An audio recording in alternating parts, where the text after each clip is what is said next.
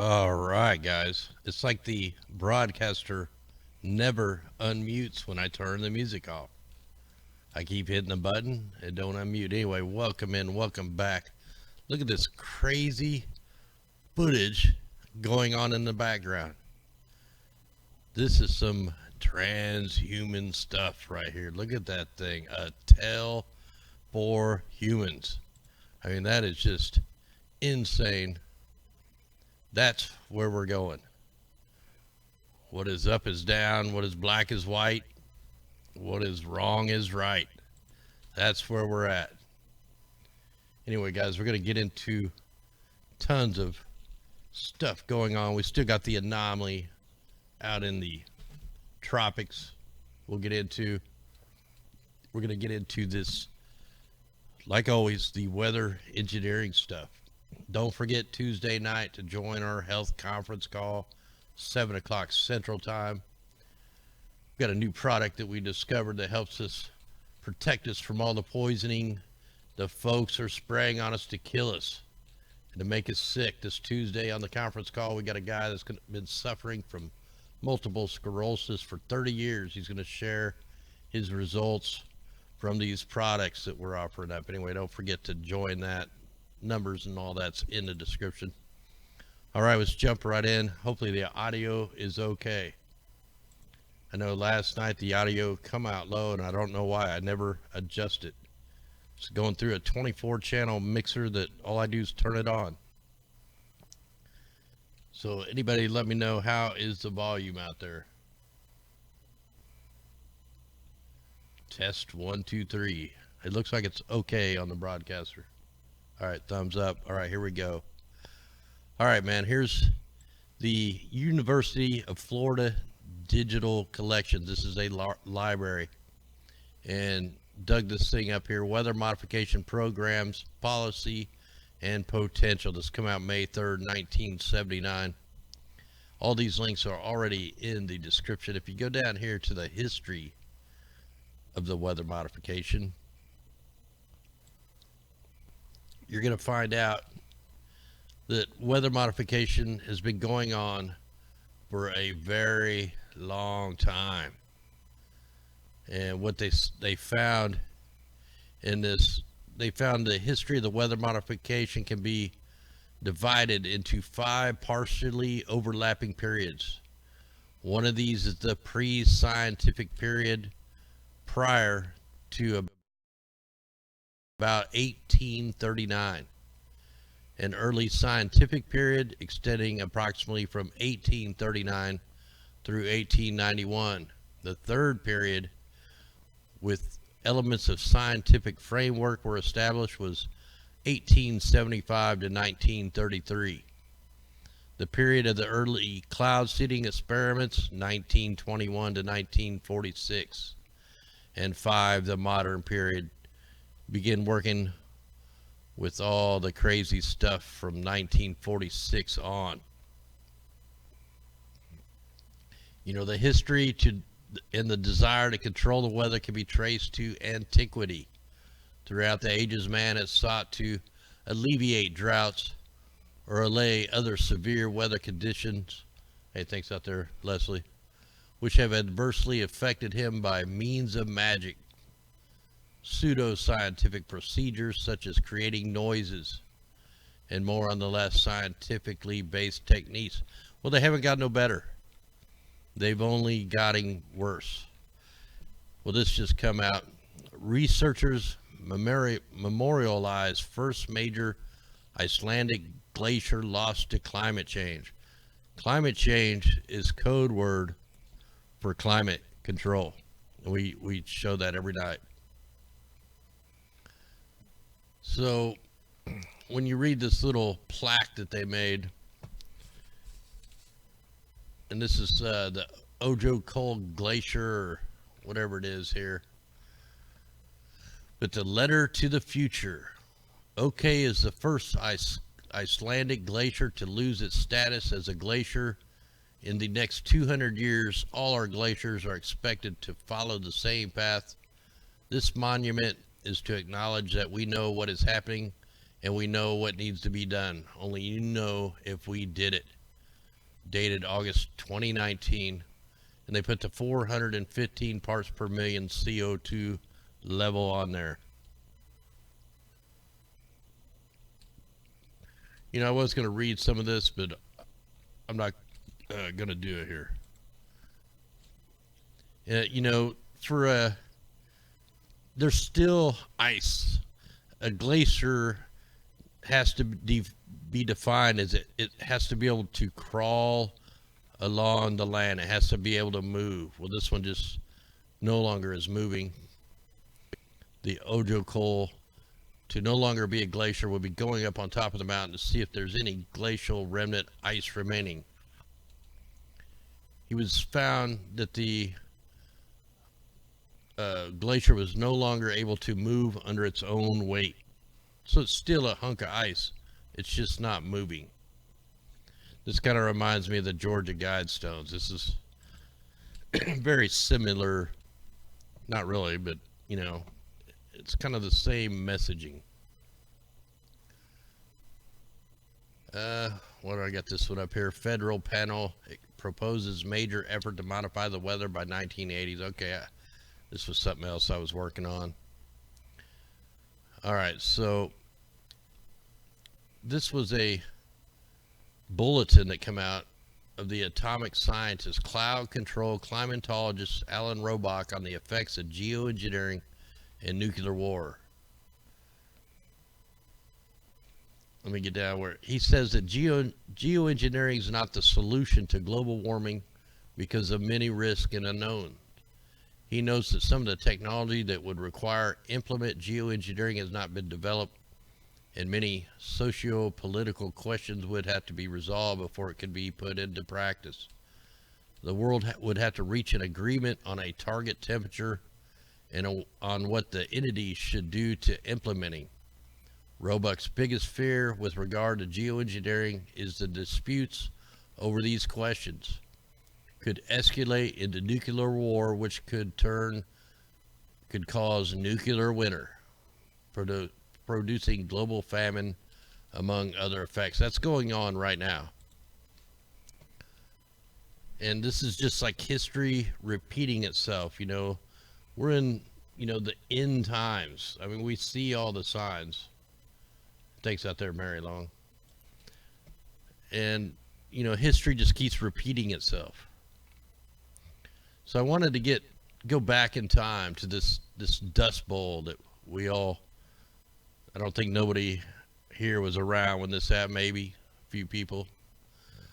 But if you go back and take a look at what caused this Dust Bowl. Well, I got an article here. I got all these links. They're already in the description if you want to really read into them. So this Dust Bowl, they call it a natural disaster that devastated the Midwest in the 1930s.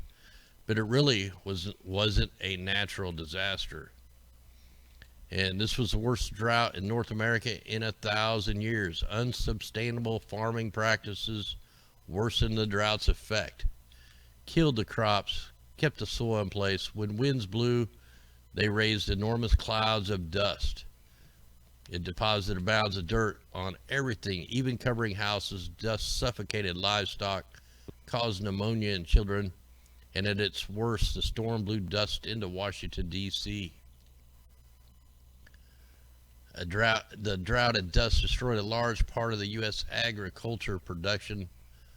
The Dust Bowl made the Great Depression even worse. Now, what they're saying partially caused this is in the 1930s, the weather pattern shifted over the Atlantic and the Pacific Oceans. The Pacific grew cooler than normal and the Atlantic became warmer. You know what's going pretty crazy? That's exactly what's happening now, which I'm going to show you on the Earth null here in a little bit. But I think we're going to get the opposite effect this time. The combination of weaken and change the direction of the jet stream. The air current carries moisture from the Gulf of Mexico up towards the Great Plains, and then it dumps rain when it reaches the Rockies. This combination also creates tornadoes when the jet stream moves south. Rain never reached the Great Plains. So this is pretty crazy, man. And when I get down into some of these other articles, it tells you how this really started. But when you look at some of these temperatures, I mean, it's smoldering right now here in Missouri, but it's not really that hot. It's like in the 80s, 90s, but it feels like it's like 120 right now. So in 1932, there were 14 dust storms. 1933, that increased to 48 dust storms.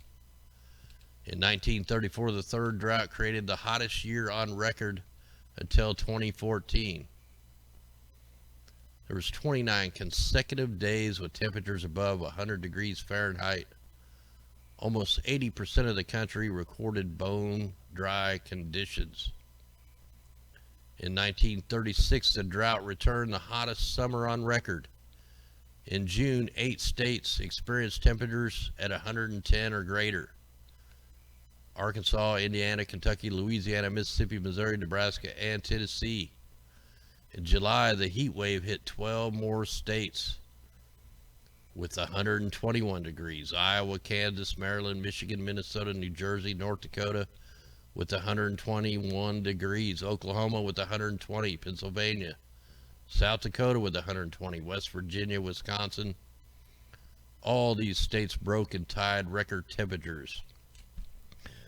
Well, what did they call it back then? Did they call it global warming? Did they call it climate change? No, they didn't. And there's a reason for that. Let me get into this other article.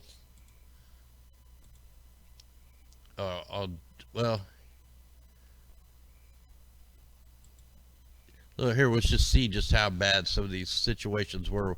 I do know that the dust storms were so bad, people had to tie themselves off to go outside. If they had to go out to the barn or whatever, or you just get lost in this stuff. This little document here, farming in the 1930s. This guy here remembers chickens going to roost in the middle of the day because it was always dark. The chickens thought it was dark.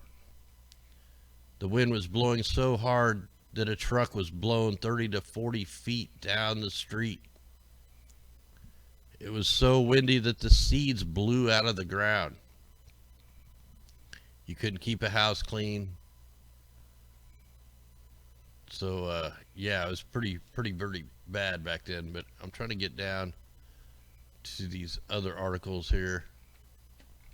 There was like a little snippet of each article that I wanted to talk about. And I'm going to get into how it actually started as soon as I find that article. But on this article is about the wind erosion was gradually halted with another aid, a federal aid, windbreaks, also known as shelter belts. Swaths of trees planted to protect the soil and crops from wind were planted. Much of the grassland was restored by the early 1940s. A swath of 3-year-old trees forming a windbreak, also known as a shelter belt, part of the 1935 federal project that saw the planting of some 200 million trees in a 100-mile wide, 1,000-mile wide long barricade meant to halt the wind erosion. That's the same thing that could be done now to stop the so-called global warming or climate control. India did it. They planted tons of trees and their air quality has gotten a lot better. So here we are on what caused the Dust Bowl. We already talked about the winds, and we're going to get into some deeper stuff on this, but that's not what actually brought this thing into existence. I'm looking for a certain article here. All right, this one will work. All right, so the Dust Bowls was the name given to the drought-stricken southern plains region of the United States that suffered the severe 1930s. They called this the Black Blizzard. So when you get into what caused it, it was several economic agriculture factors, including federal land policies, changes in the regional weather, farm economics, cultural factors, after the Civil War, a series of federal land acts coaxed pioneers westward by farming in the Great Plains. So really what they're saying is, you know, like a mass migration, kind of like what's going on now. And then they had a bunch of people that didn't know how to farming. It was like the gold rush, you know. But they come out with this Homestead Act of 1862, which provided settlers with 160 acres of public land. Then it was followed by the Kincaid Act of 1904, and then the Enlarged Homestead Act of the 1909. These acts led to a massive influx of new and inexperienced farmers across the Great Plains. Many of these late 19th, early 20th century settlers lived by the superstition, rain follows the plow. Immigrants, land speculators, politicians, even some scientists believed that homesteading and agriculture would permanently affect the climate of a semi-arid Great Plains region, making it more conducive for farming. This false belief was linked to the manifest destiny and attitude that Americans had sacred duty to expand west.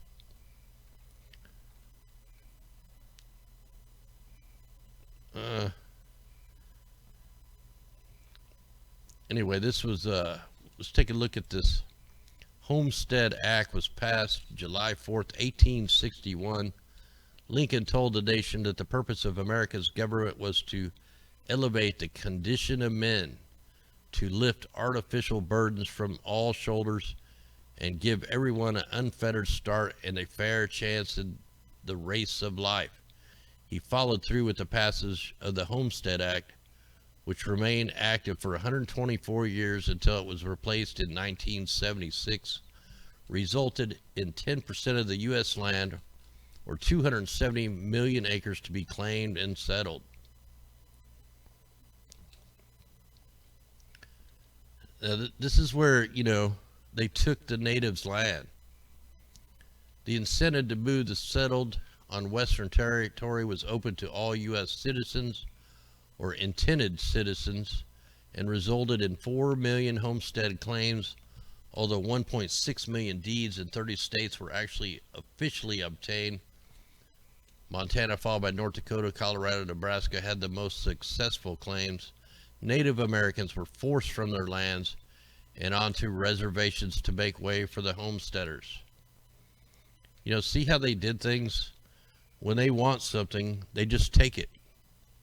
They don't care who owns it. They just take it, the land grabs. We're seeing it today. They use weather warfare to do the same damn thing. They'll take your land. So according other loopholes, according to the National Archives, including building required 12 by 14.8 dwelling in inches rather than in feet. Oh, I got all messed up here. But anyway, they pretty much stole the land, brought in a bunch of people that didn't know what they were doing, and then they over farmed it. And here's the timeline. Severe drought hits the Midwestern plains. As crops die, the black blizzards begin. Dust from overplowed, grazed lands begin to blow. In 1931, 1932, the number of dust storms increasing from 14 to 38. March 1933, Franklin Roosevelt takes office. The country is in desperate straits. He took quick steps to declare a 4-day bank holiday, which Congress came up with the Emergency Banking Act of 1933, which stabilized the banking industry and restored people's faith in the banking system by putting the federal government behind it.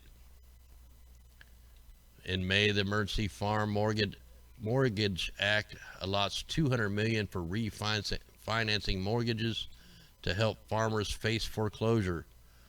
What are they doing right now for the farmers that lost everything in the floods? On September, 6 million young pigs were slaughtered to stabilize prices, with most of the meat going to waste. Public outcry led to the creation in October of the Federal Surplus Relief Corporation. See how this stuff works, man. They create a problem. It's the problem reaction solution. It's been going on forever. You know, I'm not going to read all this. I just wanted to go over just some of this stuff. You know, some of these people develop dust pneumonia, chest pain, difficulty breathing. On May 11, 1934, a massive dust storm 2 miles high traveled 2,000 miles to the East Coast, blotting out monuments such as the Statue of Liberty at the U.S. Capitol. The worst dust storm occurred on April 14, 1935. News reports called the event Black Sunday. A wall of blowing sand and dust started in Oklahoma Panhandle, spread east. As many as 3 million tons of topsoil are estimated to have been blown off the Great Plains on Black Sunday. What the hell is going on in the Sahara Desert right now? Hey, we're going to show you this stuff here in a minute. That's why I say history repeats itself. And the government thinks they know what's good for us, but it's not. Yeah, it could have been a satanic sacrifice. I don't doubt that one bit. So anyway, I wanted to come over here to the weathermodificationhistory.com. This is Jim Lee's website. This is the most expensive weather modification site on the planet. We can click right here on the timeline. And I'm going to go on over here to the newspaper articles. And I'm just going to click right here, 1800s to the 1930s. We'll see what kind of operations were going on in the 1930s. You know, right when this dust storm was going on. Let me see if I can find an article here. See what this is here. Electric rain, December 31st, 1918. So this was way before the Black Sunday. This was down in Australia. In Australia, experiments are being carried out down under with an electrical plant to make rain. Let's go on farther. I want to get down to the 1930s. Okay, here's 1921. We're getting closer.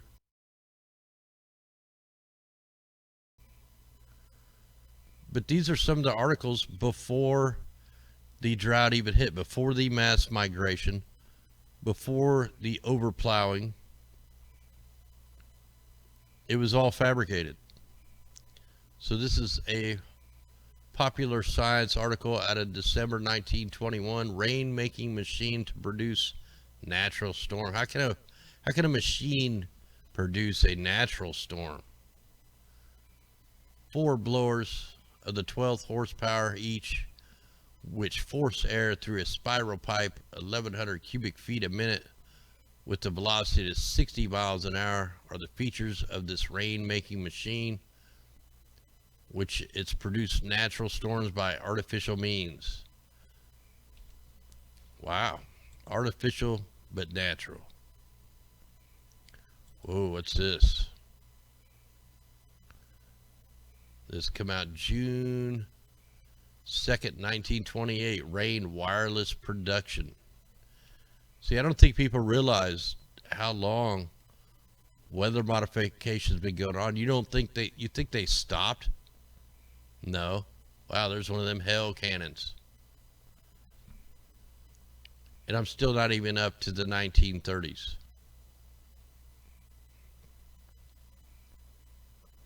Let's check this one out. What date are we at now? Okay, here's 1934. This is right in the midst of the Dust Bowl. Attempts to create artificial rain. Soviet experts experimenting in weather control, electrical bombardments. To control the weather according to our desires, to cause rain to fall when it is wanted and to stop falling when it has had enough. That's right. Back in the day. Here we go. There's 1939. We could spend days on this stuff. Get a drink here.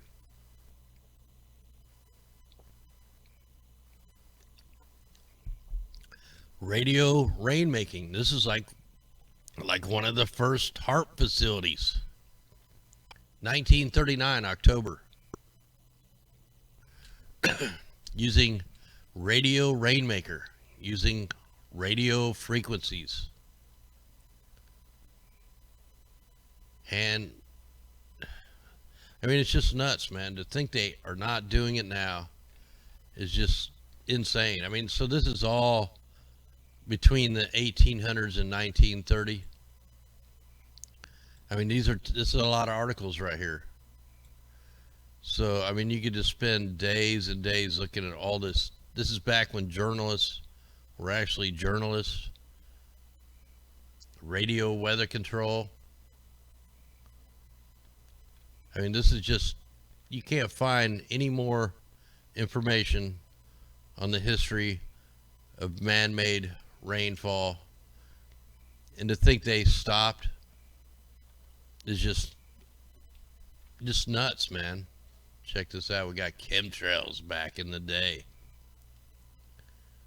You know, we went over last night. We showed that Rolls-Royce had a patent and did all the engine work to make chemtrails not chemtrails, to make them invisible by using electromagnetics.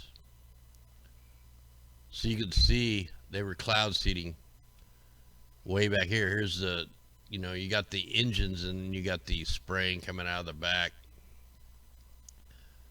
Air Force displays its new jet planes. I can't see the date. Oh, April 26, 1948. Man-made weather makes social problems. Anyway, that's a lot of articles here, and the link's in the description if you guys want to get in there and check it out, because it's a lot of information, man. I mean, I could do a video each day on this stuff. Let's go check our anomaly. Oh, I got 2 earth nulls here. This one I've got back on 9/26/2018. You guys hear me talking about how this polar vortex winds are going to be shifting back up to the north. So this is back last year, and I'll take this up like a day at a time. And what you're going to see is the north starts developing the polar vortex. As I'm scrolling through this, we're here, we are on 10/20, 10/23. So going, you know, into September, October, into November. So November we should have a full-fledged polar vortex, and the winds should be all up into the north. I'm going to keep on taking this forward. So by pretty much by late November, the whole polar vortex should be back up into the northern hemisphere. But like, here's what we're looking at now. This is now. Oh yeah, let me get that back. So let's put this one on now, and then let me take it back a year. So if you go back to last year, this is what the winds look like above the equator, about the Hawaii level, you know, upper tropics. And here's what it looks like now. We have this mass wind field below the equator going all the way up into Mexico. This is causing all the dust coming out of the Sahara. I mean, we are getting inundated with this dust, just storm after storm. And that's what got me thinking about the Dust Bowl. It's like they're wiping away all the sand from the Sahara Desert, bringing it back over to the United States. It's like they want to turn Africa green again. So these dust waves that keep coming in is not going to let any kind of hurricane form this year unless something major changes with the winds. And right now, it's been staying like this for months. I don't know what's causing this. I know back in to see what it looked like in 2015, that was an El Nino year. See, it was like nothing. And I think we did have some pretty good wind there in 2017, kind of like we got now. Yeah, pretty damn close. Pretty close. Still not as big, not as high of winds, but really close. Well, let's go ahead and check these ocean temperatures. And we got a crazy anomaly down here. I mean, we got a crazy hot spot. We're looking at 90.2. I think yesterday it was up to 91. Yeah, so it's pretty much around 90. And this thing popped up around 9 days ago. And when you take a look at the sea surface temperature anomalies, look at this thing explode. I mean, we are off the chart here. So we got this heat anomaly. We got the big heat anomaly in the Bering Sea, and then here off the coast of California, Washington, Oregon. And then we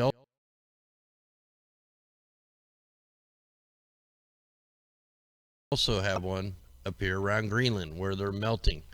And one thing that these all have in common is bunker fuel operations coming out of these ships. So this is just pretty crazy. And if you go back to like 2015, that's when the El Nino was starting. Look, this is what an El Nino looks like. It's the super hot water down here at the equator. Like you can go up, I think the best part of it was around June or January of 2016 where it got pretty big. So here is a definite El Nino, and you notice the warming is way down here, right here off the East Coast. Look at how cool it was up around Greenland. Look how cool it was in the Bering Strait. You got all the heat coming off Fukushima. But yeah, when we go to now, man, it just completely, something is completely out of whack, and I think I know what it is. And I get back to what it looks like now. Here's our polar vortex down in the southern hemisphere. But if you take a look at the temperatures, heat causes wind. That's what causes wind. And you have a rapid heating event down here in Antarctica, right off the coast of Antarctica. And then you have a heating event right where we have the heat anomalies. We have a compression event right here over the Aleutian Island chain, over Alaska, right where the fires are going, but it's pretty much the whole Arctic.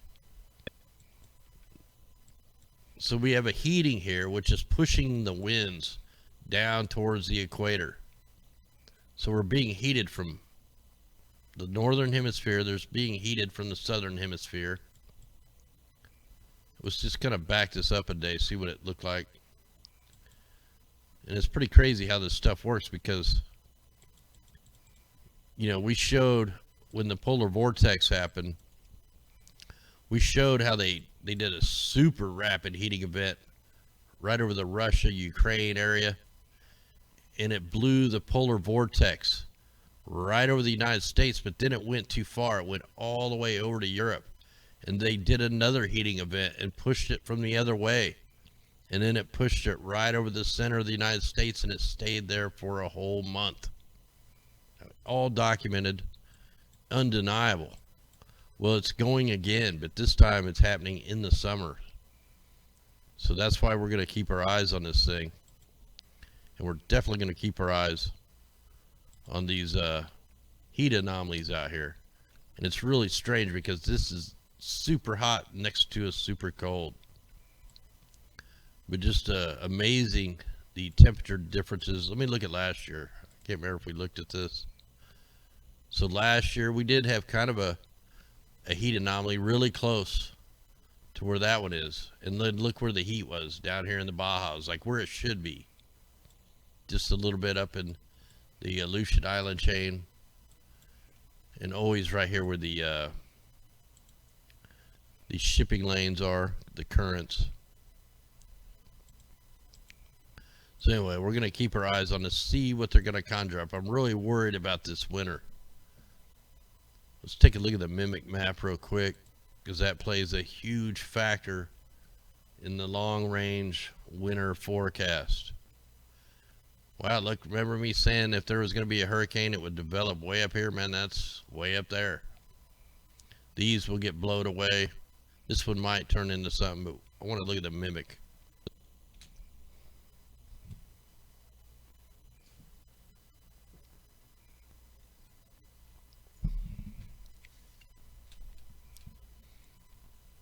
Now, if you think about all the flooding we got, hey, thanks out there, Babu. We think about all the flooding we got this year. Let's go all the way back to the Paradise Fires. Now, this atmospheric river that we're looking at, this atmospheric river normally swirls like waves. It swirls from east to west unless you get all the way over here, and then it goes from west to east, but it just stays right here around India. But what we've seen last year is this atmospheric river, this main stream, it always used to go up into Alaska. And right here at the border of Alaska and British Columbia, there's this place up here that gets the most amount of rain of anywhere. And they haven't got that rain since the Paradise Fires. But anyway, after the Paradise Fires, this atmospheric river suddenly changed. It turned and went straight in to the Paradise Fire area. So they went from having a drought for years and years to a mega fire, which was a land grab, and then mega flooding to wash away the evidence. And then since then, all of a sudden, the atmospheric river has been flowing up into the Bering Straits, up into the northern latitudes. And now it's just, just since like yesterday, now they got I don't know if they're blocking it or if it's getting ready to snap back up there, but they're blocking all this moisture from hitting the west coast again. But my concerns are if they keep this atmospheric river going up into the Arctic and then back around, then if this Gulf of Mexico, this wind keeps blowing this atmospheric river up into the Gulf of Mexico and then right up into the center of the United States, if you took all the rain that we've had this year and if you turn that into wintertime, we're talking ice age event. I mean, we're talking hundreds of feet of snow in the Midwest. I called back in wintertime that California would get 500 to 600, I think 500 inches of rain. They end up getting 670 inches of snow. So,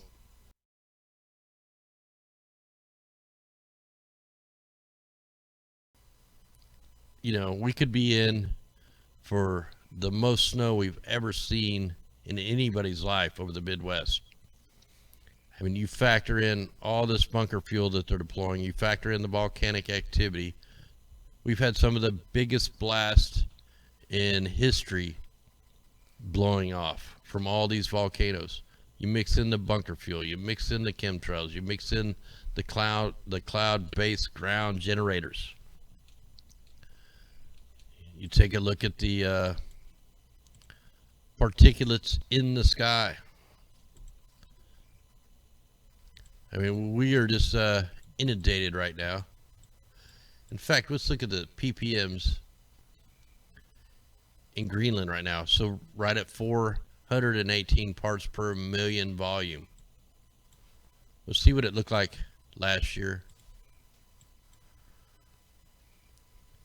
Little bit darker. See, the darker the color, the better the quality, you know, as far as the whole planet. Let's go back to 2017. So check this out. Look how dark the planet was in 2017. Let's go ahead and check Greenland again. So this is kind of scary stuff. So in 2017, at this time of the year, we're at 404 parts per million volume. Now let's go to now, and you factor in everything I said. We're at 417. Factor in all the aerosols that have been deployed, all the bunker fuel, all this stuff is trapped in the atmosphere. And we're getting up into the whites. So that's something to get prepared for now. So, yeah, everybody needs to be ready for probably one of the coldest, snowiest winters of history.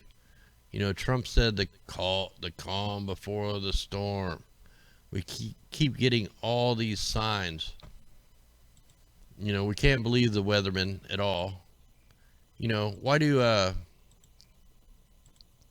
you know, I tried to contact some meteorologists today, and I wanted to find out, why do they never factor in the cloud seeding operations? Not one answer from one of them. They're all too much. They're all salad boy wimps. Couldn't even get one comment. So that just shows you where they stand. You know, they're into deception. Let's go ahead and check the jet stream while we're here.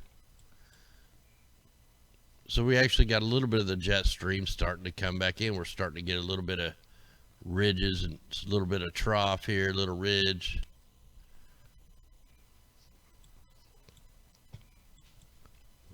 Go ahead and look down. All right, just want to document that a little bit. All right, let's go ahead and check the worldview map real quick. Now, yesterday, I couldn't find a whole lot of bunker fuel being deployed. But we do have tons of aerosol, and we do have bunker fuel being deployed again today. So they're back. If you zoom in here, I mean, they're kind of hard to see. These long lines right here, I do got the layer. See, there they are. They really stand out when you hit this layer. And we can see they're starting to come back off the coast of Kamchatka, Russia. So we're starting to get more ships coming back out to sea. And then we got another,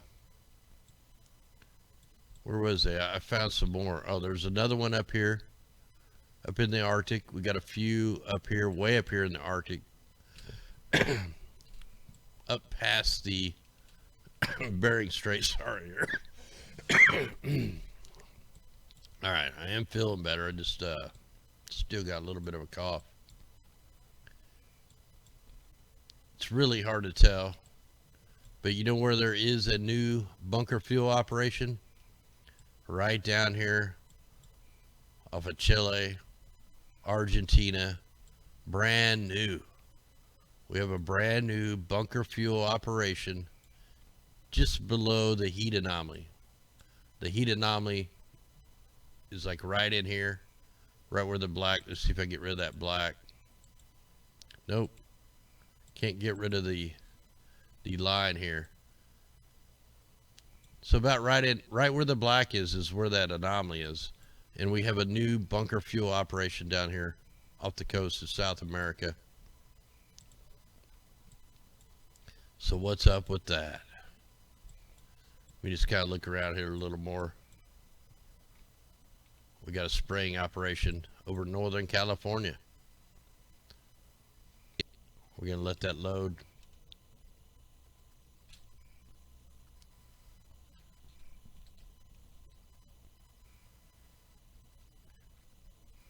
Yeah, it's pretty nuts that, you know, you try to ask them a question, they won't talk, even though you can say, hey, look, go check out the Texas Weather Modification Bureau.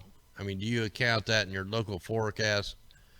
You know, if you're a Texas meteorologist, Wouldn't you want to know about the cloud seeding operations? Wouldn't that affect your forecast? And guess what? They're still spraying up here by Greenland. Look at that fat trail. You still see some of the fire smoke. Tons of chemtrails. See, that's the thing. Where we see the heat anomalies, we can see the chemtrails. We can see the bunker fuel. They're creating a blanket. And this blanket is trapping what heat gets up here. It's trapping it in. And the other weird thing is we actually almost have a tropical system going up towards Alaska. So, pretty insane. Tons of bunker fuel. Look at the aerosols being deployed over Alaska. I mean, this is just ridiculous. Complete bombardment. You know, Alaska used to be, you know, pretty untouched, but not now. They're going to heat this place up. And that's what the other thing that kind of freaks me out. If they get this all hot, you have all the, you know, melted stuff blending in with the weather patterns. It's almost like they're setting us up for an ice age, but yet they're calling it global warming. You know, it's always the opposite of what they say. So if they tell you it's going to rain, it's probably going to snow. If it's going to be clear, it's probably going to rain. Anyway, guys, I'm going to keep this broadcast kind of short. I wanted to go over the history of the Black Blizzard and see how history repeats itself. But like nowadays, black is the new white. What is up is down. What is right is wrong. We're seeing it every day. This is the end times. And it's also the new world order, trying to bring in the ruler. And they're going to have to create the most extreme weather control issue ever. I mean, they're not going to use Planet X. They're not going to use alien disclosure. They're going to do a weather event. It's got to be geostorm scale to make people believe in the global and the climate change hoax. So I think that might be coming this winter, and we'll just got to document it and see. So be prepared. No sense in buying solar flashlights or solar panels. Buy hand crank flashlights. Buy stuff that you don't need sunlight. You don't need batteries. Start cutting up on some extra firewood. Stock up on food. I mean, long periods of food. Stuff that don't go bad. Get some coats while they're on sale. Anyway, guys, much love, no fear. Don't forget to join us Tuesday night on the conference call. Little product that's been helping my health and other people's health. So join us on that. Anyway, guys, much love. Be safe out there. No fear and eyes to the sky. We were told to look up. We were told when things go bad to look up. And that's what we're going to do. So we're going to rise up. Let's hit the song right now. Much love.